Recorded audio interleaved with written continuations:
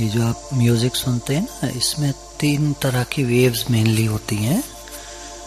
तो ये जो गामा वेव्स होती है इसमें सबसे लोअर फ्रीक्वेंसी की, अभी रिसर्च हुई है अमेरिका में, कल ही रिपोर्ट थी कि वो कैंसर को ठीक कर देती है। तो हमारे यहाँ जो सिस्टम बने थे, आप देखिए साइंटिफिकली देखिए, जैसे कैंसर वगैरह की बीमारी नहीं होती थी पहले, हार्ट की बीमारी, कैंसर की बीमारी इंडिया में नहीं होती थी, ये तो बाद में सब शुरू हो गए। तो ये जो ध्यान मेडिटेशन है, ये हिंदुस्तान, भगवान बुद्ध ले गए इसको, चाइना, जापान, तो इधर सबकी आयु बहुत लंबी होती। जापान में आपको 105 साल के, 102 साल के, 100 साल के बहुत लोग मिलेंगे, सब मेडिटेट करते हैं। ध्यान करना सबके दिनचर्या में होता है। अभी धीरे धीरे मॉडर्नाइजेशन, पैसा, ये वो, दुखी है आदमी, कर्जे ले रहा है, मर रहा है जल्दी, हार्ट फेल हो रहे हैं, समझ की कमी है ना। और घर के बुजुर्ग भी सब ऐसे ही हो गए, अब पैसा कमा, पैसा कमा, पैसा कमा, हर आदमी का ध्यान पैसे की तरफ है। सबसे पहले कहेगा वो कि कर्म करो। कोई अगर पूछेंगे ना, जवान आदमी फिर भी कहेगा शांति चाहिए मुझे, पर बुजुर्ग कहेगा पैसा कमाओ। उल्टा हो गया, उल्टी खोपड़ी हो गई। समझ हमको सत्संग के द्वारा मिलती है। अगर कोई ले ले तो बहुत बढ़िया, नहीं ले ले तो ठीक है, अपने बच्चों का दुश्मन बने, क्या कर सकता है कोई। भगवान साइकोलॉजी बता रहे हैं, समझ दे रहे हैं, कर्म करने की मना नहीं कर रहे। कर्म कैसे करे आदमी, समझ दे रहे। कर्मयोगी कर्मों के फल का त्याग करके भगवत प्राप्ति रूप शांति को प्राप्त होता है, और सकाम पुरुष कामना की प्रेरणा से फल में आसक्त होकर बंधता है। तो कहेंगे कर्म करो, पैसा कमाओ, तो कामना डाल दी, तो कामना की प्रेरणा से फल में आसक्त होकर बंधेगा, जन्म मरण में आएगा जाएगा, जल्दी मर जाएगा, दूसरा जन्म हो जाएगा, फिर भागम भाग, फिर पैसा कमा, फिर जल्दी मर जाएगा, फिर भाग। ऐसे उनका जीवन पर जीवन निकलते चले जाते हैं। कर्मयोगी का भगवान बता रहे हैं, कर्मों के फल का त्याग कर देता है। तो क्या होता है उसको, भगवत प्राप्ति रूप, क्योंकि कर्म का फल नहीं चाहिए, सिर्फ क्रिया हो रही है। किस लिए, आगे भगवान कहेंगे सर्वभूतित रता, सब प्राणियों के हित में रत है। तो क्रिया हो रही है, सबके लिए कार्य होते हैं, सेवा के लिए होते हैं, प्रेम की खातिर होते हैं। कल भी एक बात चल रही थी, देखिए भोजन तो सभी बनाते हैं, घरों में बनता ही है। अब उसके 2 तरीके होते हैं बनाने के, एक तो भोजन बना दो, जल्दी बना, जल्दी काम खत्म कर, एक तो ये तरीका है। एक है प्रेम से बनाओ।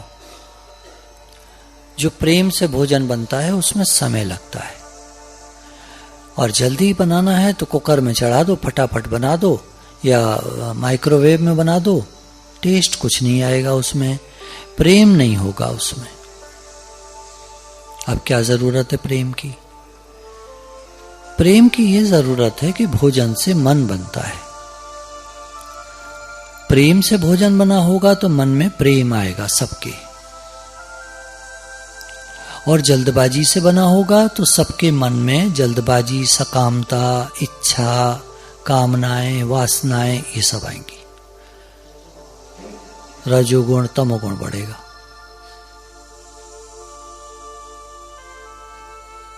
तो अब क्या चाहिए हमें, किसमें शांति है, किसमें खुशी है? हम सब खुशी चाहते हैं या दुख? खुशी चाहते हैं हम सब, दुख कोई नहीं चाहता। दुख आवे ठीक है, आया भगवान की तरफ से आया, मुझे कुछ सिखाने के लिए आया है, तो दुख से एतराज कोई नहीं है, परेशानी कोई नहीं है। पर अंदर से जो हमारी भावना होनी चाहिए वो सुख की ही होनी चाहिए। क्यों? अब पकड़ मत लीजिएगा लाइन को, ये समझाने के लिए है। इसलिए होनी चाहिए कि जब मन में सुख होता है, शांति होती है, तो वो मन भगवान में लगता है।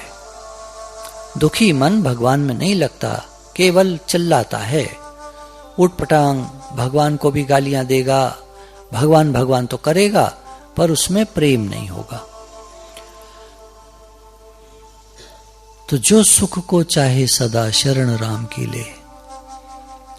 तो अगर हम सुख चाहते हैं तो हमको परमात्मा से जुड़ना होगा, तो फिर सब कार्य हमारे प्रेम सहित होंगे, प्रेममय होंगे। तो यहां कहा कर्मयोगी कर्मों के फल का त्याग करके भगवत प्राप्ति रूप शांति को प्राप्त होता है, और सकाम पुरुष कामना की प्रेरणा से फल में आसक्त होकर बंधता है। अंतःकरण जिसके वश में है, ऐसा सांख्योग का आचरण करने वाला पुरुष न करता हुआ और न करवाता हुआ ही 9 द्वार वाले शरीर रूप घर में सब कर्मों को मन से त्याग कर आनंद पूर्वक सच्चिदानंद घन परमात्मा के स्वरूप में स्थित रहता है। कह रहे हैं अंतःकरण जिसके वश में है। वश में अंतःकरण वो है जिसमें राग द्वेष नहीं है। जीत लिया है मन जिसने, ना राग ना द्वेष, हटा दिया है जिसने। संसार में जैसे है ठीक है, बढ़िया है, ना राग ना द्वेष। राग और द्वेष दोनों बांधने वाले, दोनों दुखी करने वाले। तो अंतःकरण जिसका वश में है, ऐसा सांख्योग का आचरण करने वाला। अब सांख्योग का आचरण है कि सब इंद्रियां अपने अर्थों में बरत रही हैं, गुण गुणों में बरत रहे हैं, मैं कुछ नहीं करता हूं, मैं आत्मा हूं। तो सांख्योग का आचरण करने वाला पुरुष न करता हुआ न करवाता हुआ, न तो करता है न करवाता है, यानी अपने को करता नहीं मानता और मैं करवाता हूं ऐसा नहीं मानता। 9 द्वार वाले शरीर रूप घर में सब कर्मों को मन से त्याग कर, सब कर्मों को मन से त्याग देता है। मैं कुछ नहीं करता, मुझे कुछ नहीं करना, आपे आप हो रहा है, करन करावन आपे आप, मानुष के कुछ नहीं हाथ। कर्मों को मन से त्याग देता है, मुझे नहीं करना, मैं नहीं करता, कर्तापने को त्याग देता है। आनंद पूर्वक सच्चिदानंद घन परमात्मा के स्वरूप में स्थित रहता है, तो उसके मन में आनंद शांति बने रहते हैं और वो स्वस्वरूप में स्थित रहता है, स्वयं में स्थित रहता है। धीरे धीरे करके हमारी वृत्तियां सिमटती जाए। जिसने अपने मन को समेट लिया है संसार से, कर्म की मना नहीं है, कर्म तो जैसे है वैसे है, होएगा, उसको कहना क्या है। हर आदमी को आदत पड़ी हुई है। भगवान ने कहा अर्जुन तू न चाहते हुए भी अभी तीर कमान उठाएगा। अर्जुन भी पूछता है न चाहता हुआ भी आदमी किसकी प्रेरणा से कर्म करता है। भगवान ने कहा स्वभाव बरत रहा है, स्वभाव है, मनुष्य शरीर मिला है तो कर्म तो होगा ही, काम तुम नहीं छोड़ पाओगे। तो इसलिए कर्मों की बात करना बेकार है। बार बार कर्मों के बारे में पूछना, बार बार तो फिर न करूं क्या, बकवास मत करो। काम तो शरीर से होंगे, मान के चलो। तुम अपने में ये सब्जेक्ट है ज्ञान, ये सब्जेक्ट पढ़ो। कोई बच्चा पढ़ता है, जब फिजिक्स पढ़ता है, केमिस्ट्री, तो क्या काम ना करूं, तो माँ बाप कहेंगे अरे पागल, काम से क्या मतलब है। अरे तू सब्जेक्ट पढ़ेगा, केमिस्ट्री पढ़ेगा तो काम नहीं करेगा, तो डांटेंगे उसको। तो ऐसी ज्ञानिक सब्जेक्ट है जो हमको कैसे आनंद शांति आए, कैसे हमारा जीवन सुधरे, कैसे हमें परमात्मा लाभ हो, सबसे बड़ा लाभ हो, ये बताता है, काम नहीं छुड़ाता। पर एक मिसकंसेप्ट है, सन्यासी लोगों ने कर दिया ऐसा, तो उस मिसकंसेप्ट को ठीक करने के लिए बार बार भगवान कर्मों की बात करते हैं। नहीं तो नहीं जरूरत है करने की। सब्जेक्ट पढ़ो, तुम आत्मा हो, कैसे तुम आत्मा हो समझो, बात खत्म। अब मैं आत्मा हूं तो कर्म ना करूं, ऐसे पॉइंट आता है, क्योंकि हमारे सन्यासियों ने कर्म छोड़ दिए, कंफ्यूजन क्रिएट कर दिया। तुम्हारा शरीर अभी ग्रस्त में है, अभी कर्म होने दो, शरीर से कर्म होने दो, तुम ज्ञान समझो। ज्ञान सबके लिए है, ब्रह्मचारी के लिए भी है, गृहस्थी, वानप्रस्थी, सन्यासी, चारों आश्रमों के लिए, हर व्यक्ति, हर धर्म, हर मजहब, हर व्यक्ति मनुष्य होना चाहिए, उसके लिए ये ज्ञान है, विवेक जागृत करता है। कोई हिंदू, मुसलमान, सिख, ईसाई नहीं होता इसमें ज्ञान में, ये तो नॉलेज है, शांति के लिए, खुशी के लिए, ये तो नॉलेज है, सब्जेक्ट है।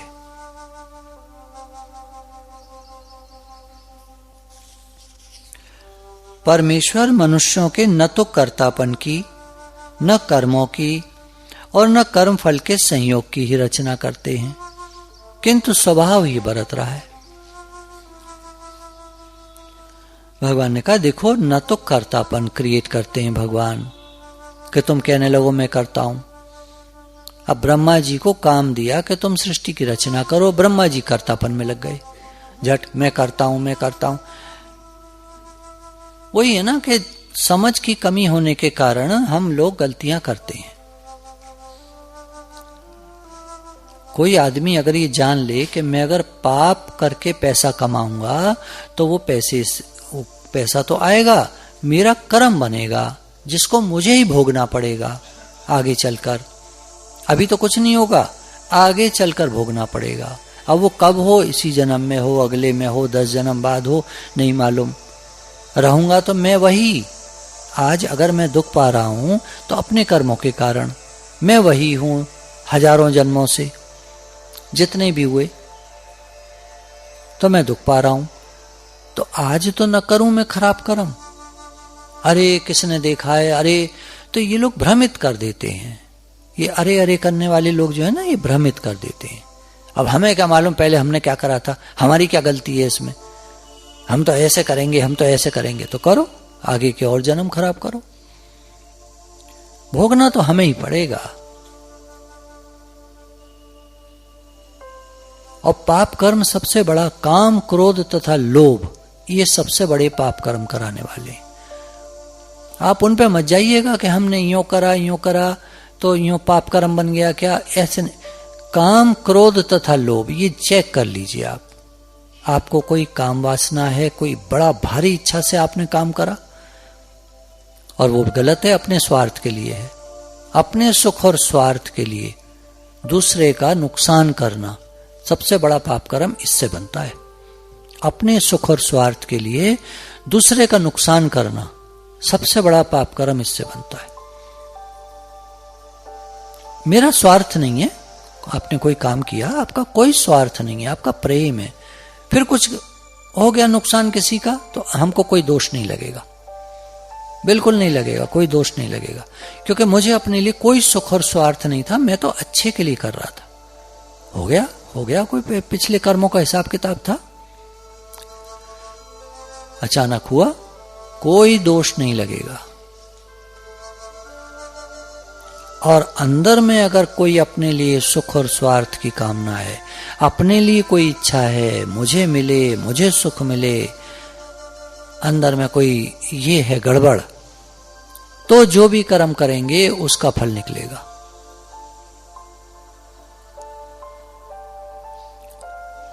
हमको कोई सुख स्वार्थ नहीं, कोई दूसरे का नुकसान का भाव नहीं, कोई कर्म नहीं बनेगा।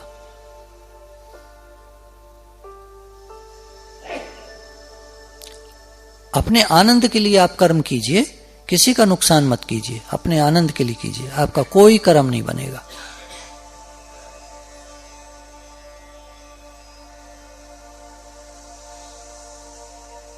अब समझ की जरूरत है ना इसमें। अब कोई अपने आनंद के लिए कुछ भी करने लगे, अब उसमें दूसरे को दुख भी मिले तो कर्म बन ही जाएगा। ऐसे थोड़ी सब बात समझनी पड़ेगी, उसको देखना पड़ेगा कि जो भी क्रियाएं हमारे शरीर से हो रही हैं सबके सुख के लिए हैं, हम किसी का अहित नहीं चाहते, हमारा प्रेम है।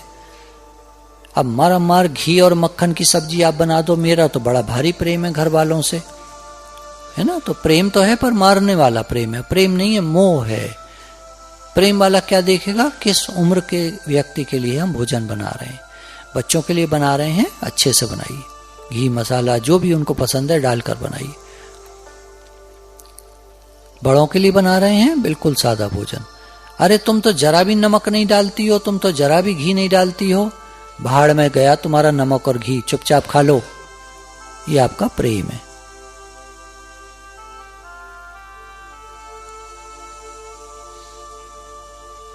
मतलब बोल मत दीजिएगा ऐसे, समझ है, ज्ञान समझ देता है।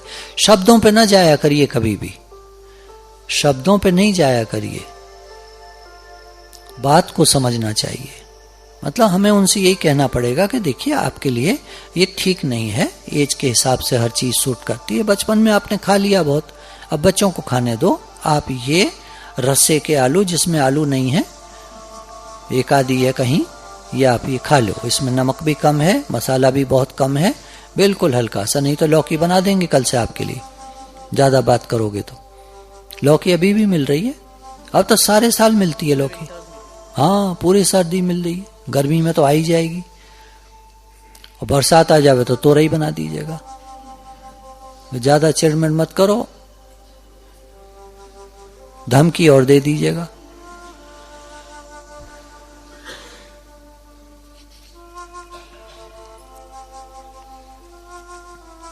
तो परमेश्वर न तो कर्तापन की, न कर्मों की और न कर्मफल के संयोग की ही रचना करते हैं। भगवान कुछ नहीं करते, स्वभाव बरत रहा है। ये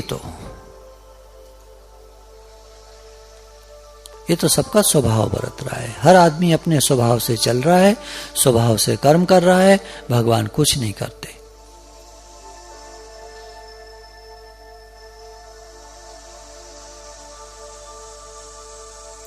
सर्वव्यापी परमेश्वर भी न किसी के पाप कर्म को और न किसी के शुभ कर्म को ही ग्रहण करता है, किंतु अज्ञान के द्वारा ज्ञान ढका हुआ है। उसी से सब अज्ञानी मोहित हो रहे हैं, जो कहते हैं कि भगवान ने किया, भगवान ने किया, तो उसको काटा है। आपे आप, सब अपने आप हो रहा है, चल रहा है। आदमी का स्वभाव बरत रहा है। आदमी भी ऐसा मान ले कि मैं भी नहीं करता, तो वो भी अकर्ता हो जाएगा। परमेश्वर तो अकर्ता है ही, स्वभाव बरत रहा है, सब स्वभाव बरत रहा है। अपना अपना स्वभाव लेकर, हर बच्चा अपना स्वभाव लेकर आता है। अगर आपके घर में 5 बच्चे हैं, 5 का अपना अपना स्वभाव होगा। कोई सीधा होगा, कोई थोड़ा टेढ़ा होगा, कोई मारता होगा, कोई सहन कर लेता होगा।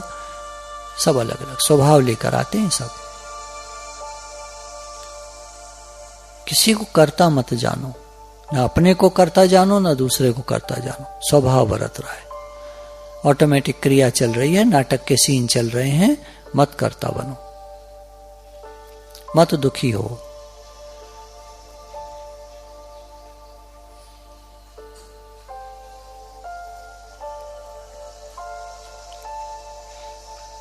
तो भगवान कह रहे हैं कि वे ज्ञानी जन, ऐसे जो ज्ञानी जन हैं, जो देखते हैं कि सब कुछ स्वभाव बरत रहा है, कोई कुछ नहीं करता, मैं भी कुछ नहीं करता और कोई कुछ नहीं करता, सब अकर्ता हैं, स्वभाव बरत रहा है ऑटोमेटिक। जैसे स्क्रिप्ट बनी पड़ी है, खेल चल रहा है, नाटक चल रहा है, सब लीला हो रही है, नाटक के पात्र हैं।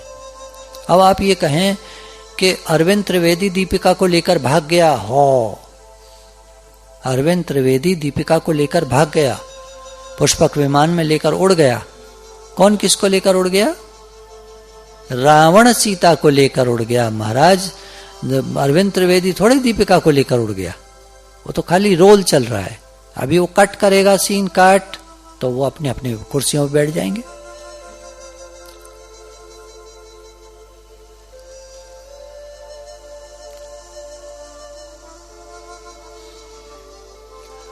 तो वे ज्ञानीजन विद्या और विनय युक्त ब्राह्मण में तथा गौ, हाथी, कुत्ते और चांडाल में भी समदर्शी ही होते हैं।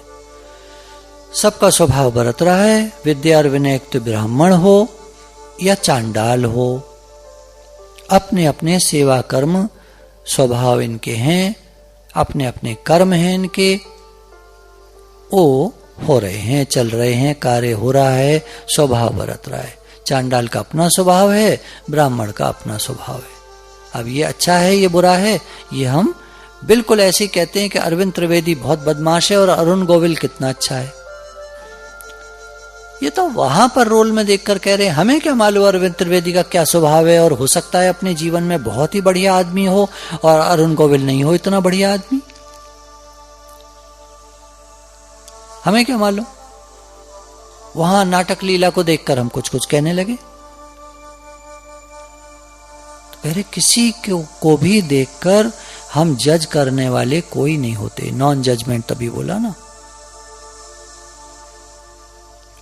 और सब रोल को एक्सेप्ट करो, सीता सीता का रोल करेगी, वो रोवेगी, रावण रावण का रोल करेगा, वो हाँ हाँ हाँ हाँ मचावेगा, तलवार लेकर वो तरह तरह की हरकतें करेगा। ये स्वभाव बरत रहा है, एक्सेप्टेंस, नॉन जजमेंट।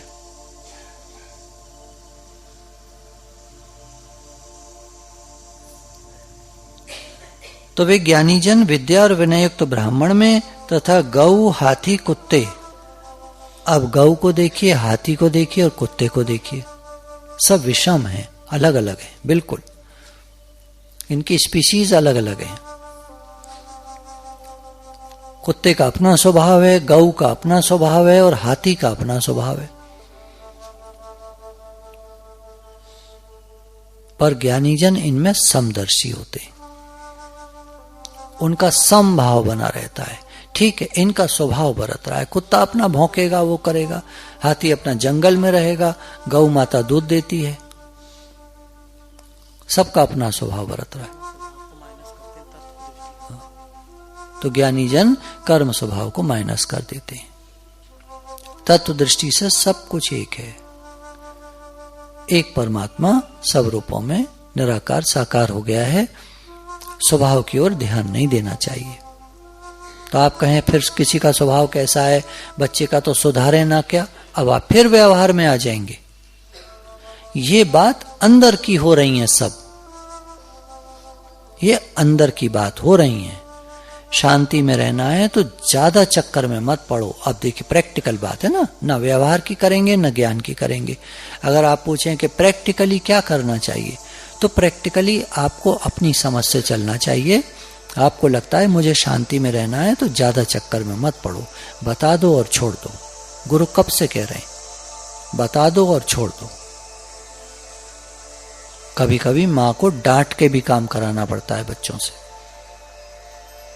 अब तो पड़ा सो रहा है, अब पड़ा सो रहा है तो अरे स्कूल नहीं जाएगा क्या, अरे सोने दो, इसका स्वभाव है सोने का। ऐसा थोड़ी चलेगा। कोई उठना नहीं चाहता, कोई अपने आप काम नहीं करना चाहता, तो झापड़ मार के भी कराना पड़ेगा। वैसे थोड़ी तो बिगड़ जाएगा बच्चा, सब लोग कहेंगे कैसी माँ ने कैसा पाला है, माता पिता कैसे थे इस बच्चे के, बिगाड़ कर रख दिया बच्चे को, दुखदाई है ये बच्चा। तो स्वभाव तो ऐसे सुधारना पड़ेगा। ये तो भगवान समझदार लोगों के लिए, जो हम सत्संग में बैठे हैं, हम अपने विवेक को जागृत करना चाहते हैं, उनके लिए बात है। अब आपके लड़के बड़े हो गए, 28-30 साल का लड़का है, अब आप जो है जाकर उसको सुधारें रोज। गीता भगवान कहते हैं कि एक बाप तो पढ़ा लिखा ज्यादा नहीं था, उसका लड़का हो गया IAS, अब वो DM हो गया एक शहर का, अब उसको समझावे, बेटे तुमको ऐसा करना चाहिए, बेटे तुमको ऐसा करना चाहिए।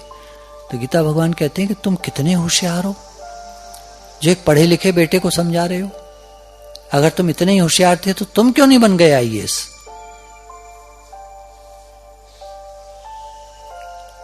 समझ है ना। देखिए, जब तक बच्चे छोटे हैं, हमारे शास्त्रों ने कहा कि 16 साल 18 साल तक के जब तक बच्चे हों तब तक उनको समझाना चाहिए, और 10 11 12 साल तक के हों तो पीट पाट भी देना चाहिए। मतलब देखिए वैसे ना ऐसे नहीं पीटना चाहिए, बच्चों को मारना नहीं चाहिए, पर मजबूरी हो जावे, न माने, ज्यादा बदतमीजी दे तो फिर पीटना भी पड़ता है कभी मजबूरी में, और नहीं तो उसको डांट करके समझाना चाहिए। अब बड़ा हो गया, 18 साल से ऊपर निकल गया, उसका जूता और आपका जूता बराबर हो गया। अब हर विचारक, हर साइकोलॉजी की किताब में लिखा है कि फिर बच्चों को नहीं डांटना चाहिए, नहीं ज्यादा कुछ कहना चाहिए।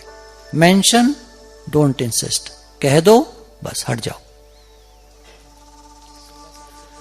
हाँ, अब आपका समय निकल गया समझाने का, डांटने का, मारने का, ये करने का, वो करने का। जब समय था तब समझाना चाहिए था। कह दो और छोड़ दो।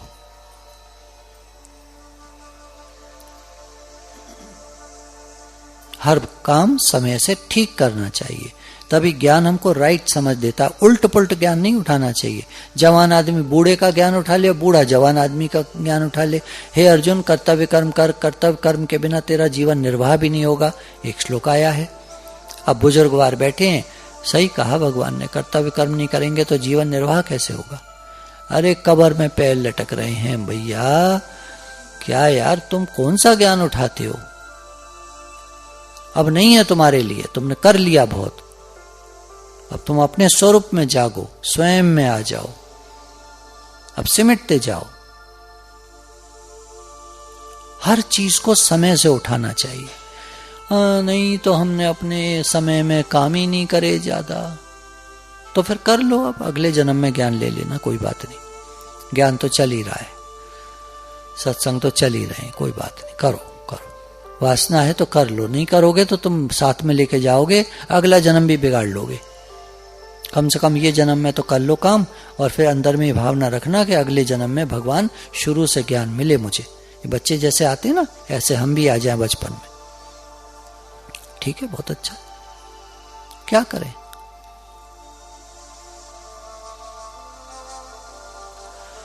तो गुरु के अनंत शुक्राने हैं जो हर बात को हमें ठीक से समझाते हैं। हमारी समझ में ना आवे तो गुरु का कोई दोष नहीं है, गुरु को दोष नहीं लगता है, क्योंकि उनकी भावना तो बहुत अच्छी है।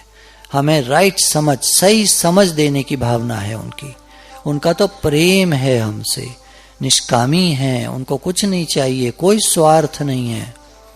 वो तो सारथी हैं, स्वार्थी नहीं है। अगर हम गलत उठाते हैं तो हम ही दोषी हैं। तो गुरु के अनंत शुक्राने हैं। बात को ठीक ठीक समझना चाहिए, जल्दी मत करिए अप्लाई करने की, लगाने की। हर बात को समझते चलिए, धीरे धीरे धीरे धीरे समझ खुलती जाती है और जीवन बहुत आनंदमय हो जाता है। किसी कर्म की मनाही नहीं है। खाइए पिए कर्म करिए, समय और उम्र और हर चीज को देखते हुए। गुरु के अनंत शुक्राने।